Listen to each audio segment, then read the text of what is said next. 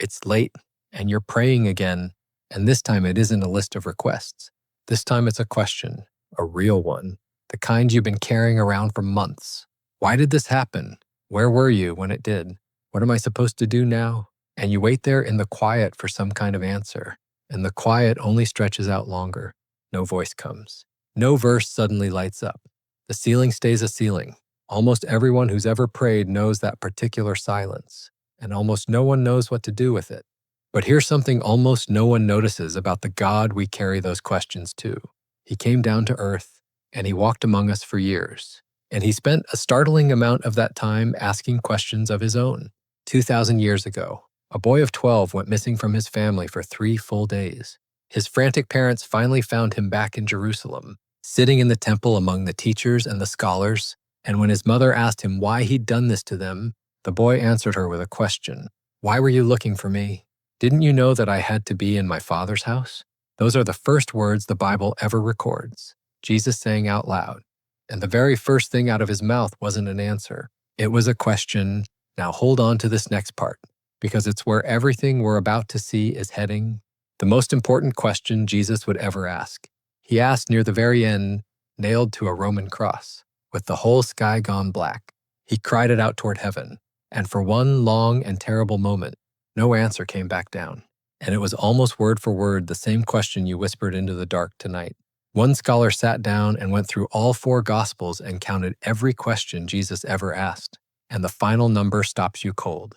Jesus asked 307 questions. He was asked 183, and he directly answered only 3 of them. For every single question he ever answered, he turned around and asked 100 more. So we're going to walk through the questions Jesus asked, the ones that built the pattern, in the order they unfold across his life. And by the end, you'll see why the one who already knew every answer in the universe spent his whole life asking instead, because these were never quizzes. They were never traps set to catch you out. They were never God fishing for information he didn't already have. Every question he asked was a door, held wide open, waiting for someone to walk through it.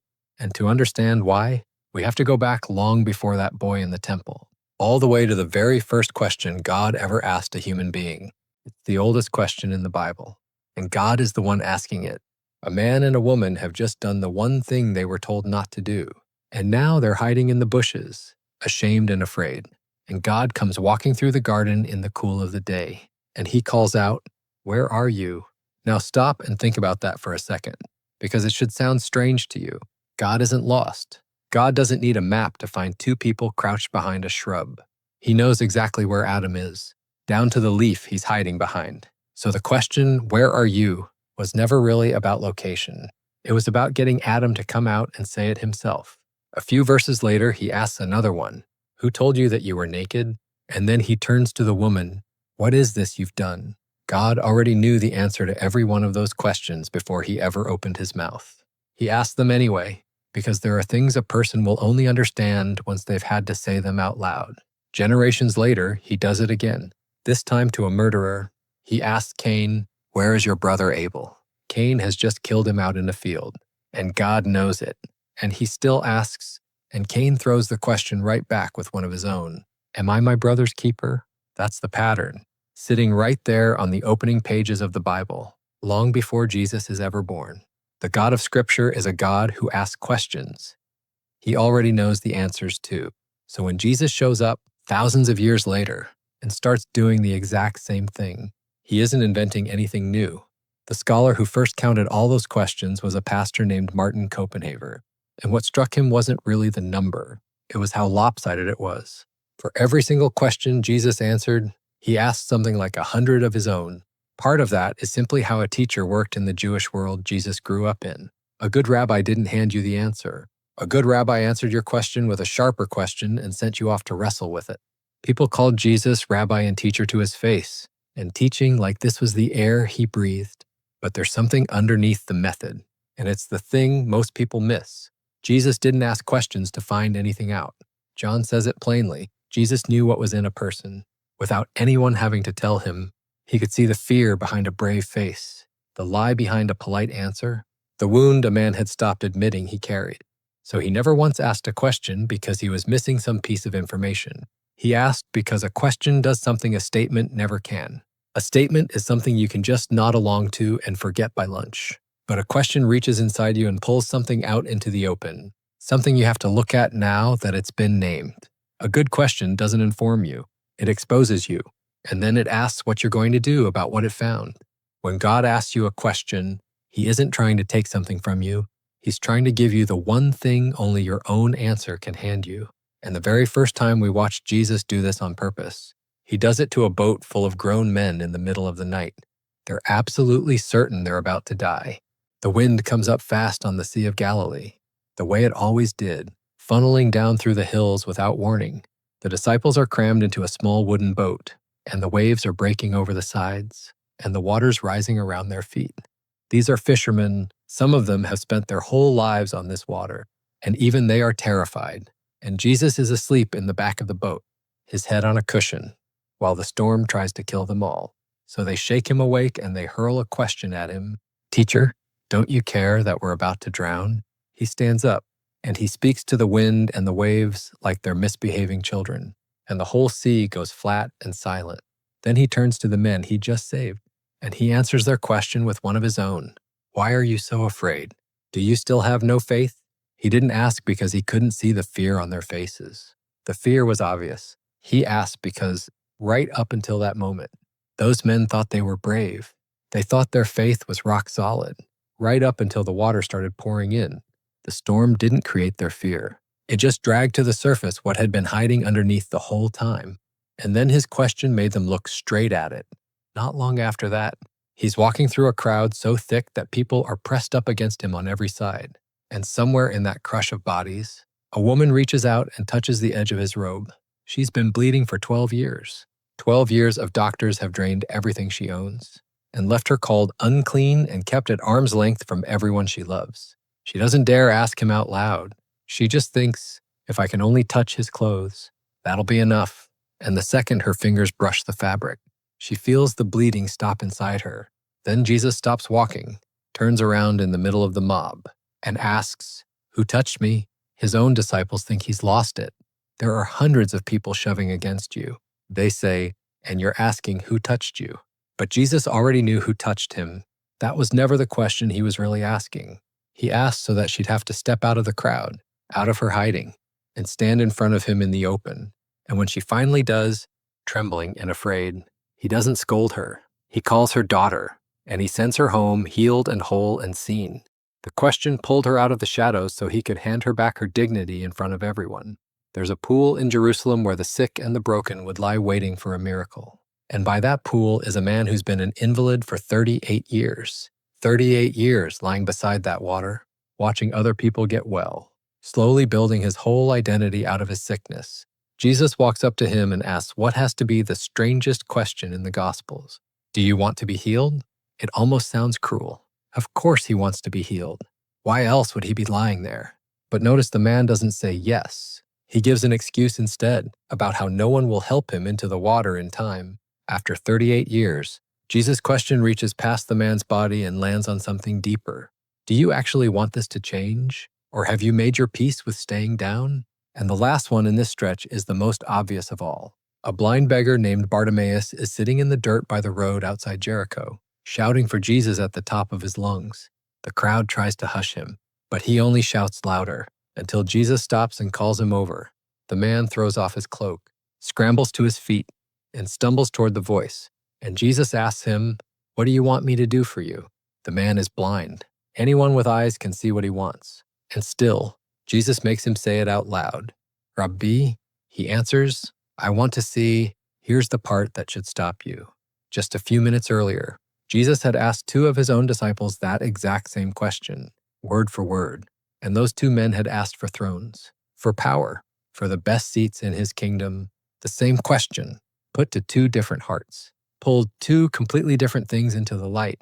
So line these four up and look at what they share. A frightened crew, a hidden woman, a man who'd given up, a blind beggar in every case. Jesus already knew the answer before he asked. The questions were never for him. They were mirrors, held up close, forcing each person to finally say out loud what was living inside them. Because the fear, the faith, the buried will, the longing, none of it can be healed while it's still hiding. And it has to come out of your own mouth before it can be put right. So far, every question Jesus asked turned the mirror back on whoever was standing in front of him. But there was one question he kept circling back to that wasn't about them at all. It was about him. Everywhere he went, people were already whispering it behind his back. Who does this man think he is? Who is this, that he even forgives sins? And in that world, it was the most dangerous question a person could touch. To call him just a teacher was safe. To call him the Son of God was the kind of answer that got men dragged in front of councils and nailed to crosses. The leaders were already watching him. The charge was already taking shape. And Jesus was about to take his closest friends to a quiet place far from the crowds, look them in the eye, and ask them that question out loud. The place he takes them is called Caesarea Philippi, and it sits at the foot of a giant cliff in the far north of the country. It's about the last place you'd expect him to ask a question about who he is. The cliff face is covered in carved niches, and in those niches sit statues of the pagan gods, especially the goat god Pan. Nearby stands a gleaming white temple built to honor Caesar, the emperor of Rome, a man his own subjects called the Son of God, the Lord, the Savior of the world. So Jesus plants his 12 closest friends right there, surrounded by every god the world had on offer. And he asks them a question: who do people say that I am? That one's easy to answer, because it's only about other people's opinions. They tell him the word on the street. Some say you're John the Baptist come back. Some say Elijah. Some say one of the old prophets. And then he narrows it down, and the whole thing changes. But who do you say that I am? In the Greek, that little word you gets pushed to the front and leaned on hard. He isn't asking what the crowd thinks anymore. He's asking each man to his face. There's nowhere to hide in a question like that. You can't answer it with somebody else's words. And Peter, who so often spoke first and thought later, gets it exactly right.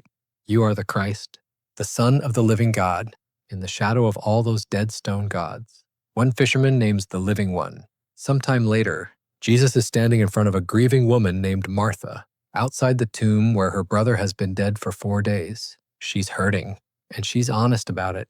Lord, if you had been here, my brother wouldn't have died. Jesus doesn't give her a lecture on suffering. He says, I am the resurrection and the life. Whoever believes in me will live, even though he dies. And then he turns the whole thing back on her with 4 words. Do you believe this? Not do you believe it someday? In heaven, at the end of all things, do you believe this? Right now, standing here in the dirt with your brother 4 days in a grave. It's the same move every time. He takes a truth she'd rather keep at a safe, comfortable distance, and he asks the one question that makes her decide where she stands today. And the most tender question Jesus ever asked, he saved for the man who had let him down the worst. His name was Peter. On the night Jesus was arrested, Peter had stood by a charcoal fire in a courtyard and sworn 3 times that he'd never even met the man. Now Jesus is back from the dead, and he's cooking breakfast on a beach, and the Gospel of John tells us there's a charcoal fire burning on the sand. That word for charcoal fire shows up only twice in the entire New Testament. It appears once in the courtyard where Peter denied him, and it appears again right here. On the morning Jesus puts him back together, beside that fire, Jesus asked him the same question 3 times. Do you love me? 3 times he had denied him, and now 3 times he could say it again. And there's something tucked into the Greek here that a lot of people find beautiful, even though scholars argue about how much of it Jesus meant. There are 2 different words for love in play. One is agapao, the deep, all-in, sacrificial kind of love. The other is phileo, the warm love of a close friend. The first 2 times, Jesus asks Peter if he loves him with that highest, total love, and both times, Peter answers with the smaller word, Lord, I love you like a friend. So the 3rd time, Jesus comes all the way down to where Peter actually is and asks him using Peter's own word. In English, you'd never catch it because every translation just writes love for all of it. You have to dig underneath the page to even find the shift. But here's the part that isn't in any doubt. Jesus didn't make Peter crawl. He didn't read the failures back to him one at a time. He just asked him 3 times, the only question that could rebuild a man, and beside the same kind of fire where Peter had fallen apart. That question slowly put him back together again. So step back now and look at all of them together. Every question we've watched him ask. Look back at the frightened men in the boat. and the bleeding woman pushing through the crowd, and the man who'd given up beside the pool. Look at the blind beggar shouting in the road, and the disciples standing in the shadow of those pagan gods. Look at the grieving sister outside her brother's tomb, and the broken fisherman by the fire. In not one of those moments was Jesus missing a single piece of information. He knew the disciples were afraid before they ever woke him. He knew who'd touched his robe. He knew what the sick man wanted, and what Bartimaeus wanted, and exactly who he himself was. So a question like that doesn't inform God. It doesn't change what he already knows. It doesn't fill some gap up in heaven. It changes the person who has to answer it. You can hear a statement and walk away completely unchanged, but you can't truly answer a question without becoming, even a little. The person who'd give that answer, every question Jesus asked was either a mirror or a door. A mirror, held up close. So you'd finally have to look at the fear or the wanting or the love you'd been hiding even from yourself. Or a door, held wide open, with him standing on the other side of it, waiting to see if you'd walk through. And notice how the questions climb.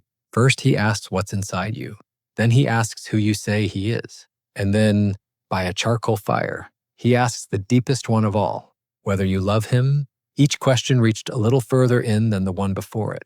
But there was one more question coming, and it was unlike every other one he ever asked, because every question up to now had been aimed at someone else's hearts. This last one, he would ask about his own. It happens on a Friday afternoon, outside the city, on a hill where they execute criminals. Jesus is hanging on a Roman cross, and at noon the sky goes dark, and it stays dark for 3 full hours. And out of that darkness, the man who had asked everyone else the hardest questions of their lives cries out a question of his own. My God, why have you forsaken me? For the first time in the whole story, Jesus asks a question and nothing comes back. No voice answers from heaven. No reply comes out of the dark. There's only the silence, stretching on while he hangs there. Those words weren't random. They're the opening line of a song King David had written 1,000 years before, a psalm that begins in total abandonment. But that doesn't make the cry any less real. The Son of God, in his very worst hour, prayed the exact prayer you prayed tonight. Why did this happen? Where are you? Why won't you answer me? He didn't ask it from a safe distance. The way we ask about other people's pain, he asked it from the inside, with nails in his hands and no reply coming down. So if you've ever cried out to God and heard nothing back, hear this. You're standing in the one place where Jesus himself once stood, asking the very same thing. But that silence in the dark was not God's final word on the matter. The same voice that cried out and heard nothing on Friday would be asking questions again by Sunday morning, alive, on the far side of death. And here's where the whole pattern comes full circle. The first words the Bible ever records Jesus saying, as a boy in the temple, were a question. The last words he gasped out on the cross were a question. And on the morning he walked out of his own grave, the first person he spoke to was a woman crying outside the tomb. And what he said to her was a question too. She thinks he's the gardener, and he asks her, "Woman, why are you weeping? Who are you looking for?" She doesn't recognize him until he says one more word. It's her own name. He says, "Mary," from a boy in the temple to a man on a cross, to the risen Lord in a garden at dawn. He never once stopped asking. The God who could hand you every answer in the universe would rather look you in the eye and ask you a question, because he was never once after your information. He was always after you. It's a beautiful thing to sit with, that the risen Jesus stood in a garden at dawn and still had a question on his lips. But slow down for a second, because there's something in all of this we tend to skip right over. When we read these stories quickly, we picture Jesus asking them, the disciples, the woman, Peter, people who lived and died 2,000 years ago. And that lets us off the hook completely. We get to be the audience, watching other people get asked the hard things. It feels safe, like reading someone else's mail. But a question doesn't work like that. A question, by its very nature, isn't finished until somebody answers it. And the uncomfortable truth is that these questions were never locked away in the past. They're still hanging in the air, and the only person who can answer them now is you. We skip that part because answering costs something, and here's what should really unsettle you. Look at how people in the Gospels actually responded when Jesus put a question to them. Most of them didn't answer it well at all. A rich young man once ran up to Jesus, dropped to his knees, and asked how to inherit eternal life. Jesus looked at him, loved him, and told him to sell everything he owned. Give it to the poor, and come follow him." And the man's face fell, and he turned around, and he walked away, because he owned a great deal and couldn't bear to let it go. He's one of the only people in all 4 Gospels who meets Jesus face to face and walks away sadder than he came. Jesus asked him for everything, and the man's answer was his own back, disappearing into the distance. Remember the man at the pool, the one who'd been sick for 38 years. Look again at what he actually said. When Jesus asked, "Do you want to be healed?" the man didn't say yes. He gave an excuse about how nobody would ever help him into the water. After 38 years, the sickness had quietly become who he was. And when healing finally walked up and asked him a direct question, the first thing out of his mouth was the reason it could never happen. We do that more than we'd ever admit. We hold on to the wound, the grudge, the old story about why we are the way we are. Because if God actually healed it, we'd have to live a whole new way. And some part of us isn't sure we want to. Then there was a lawyer, an expert in the scriptures, who wanted to test Jesus with a question. Jesus turned it back on him, and the man answered it correctly. Love God with everything, and love your neighbor as yourself. But the man wasn't really after an answer. The text says he wanted to justify himself, so he fired back another question. And who is my neighbor? Instead of going out and loving one single person, he started a debate about the definition of the word neighbor. And that might be the most familiar dodge of all. We turn the question that should change our whole life into a discussion. We study it, we argue about it, we listen to one more sermon about it, and we never actually do the thing it's asking. The question becomes a hobby instead of a turning point. So here's the question you can't get around, the one Jesus is still asking, that nobody can answer on your behalf. Who do you say that he is? And if he is who he claims to be, do you love him? You can walk away from that question like the rich man did. You can answer it with an excuse like the man at the pool.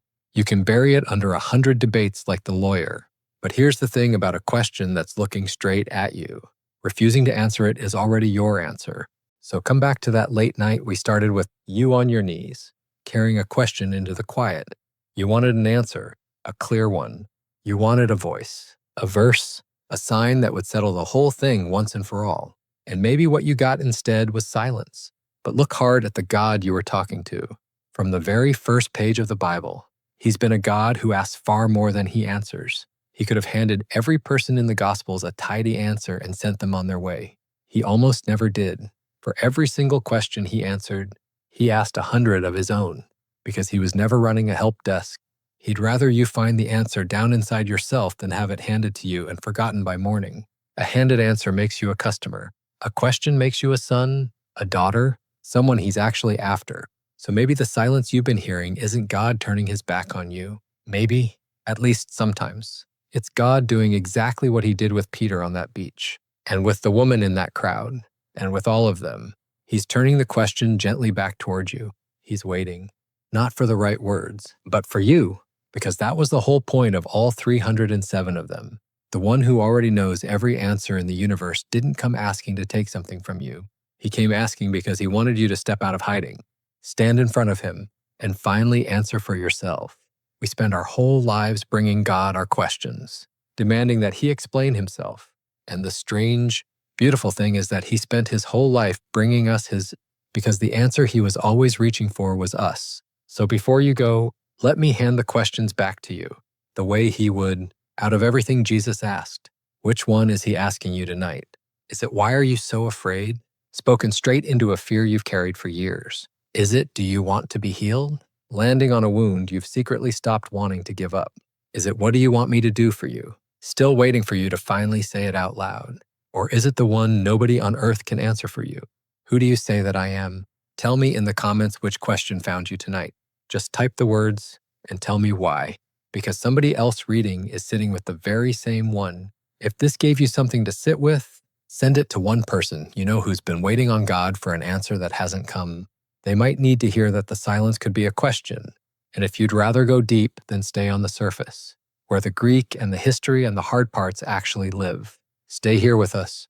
We'll keep turning these questions over together, one at a time, until the day you stop just reading them and finally answer the one who's asking,